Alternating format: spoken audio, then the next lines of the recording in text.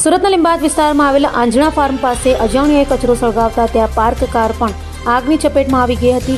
તો આગમાં કારમાં મૂકેલી રોકડ 10 લાખની રકમ બળી ગઈ હોવાનું કાર માલિકે જણાવ્યું હતું. સુરત શહેરના લીંબાદમાં કચરાની આગે કારની ઝપેટમાં લીધી હતી.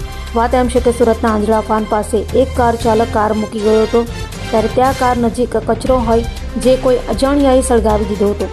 જો કે કચરાની આગે કારને ચપેટમાં લઈ લીધી હતી અને ગણતરીના સમયમાં આખી કાર આગની જ્વાળાઓમાં લપેટાઈ ગઈ હતી. તો બીજી તરફ કાર માલિક ત્યાં દોડી આવ્યો હતો અને પોતાની કારમાં રોકડ 10 લાખ હોવાનું જણાવતા તમામના હોશ ઉડી ગયા હતા. તો બનાવની જાણ થતાં ફાયરની ટીમ પણ સ્થળે દોડી ગઈ હતી અને આગ પર પાણીનો મારો કરી કાબુ મેળવ્યો હતો. જો કે કારમાં લાગેલી આગમાં 10 લાખની રોકડ સળગી ગઈ હોવાની વાતને લઈ ચકચાર મચી ગઈ છે.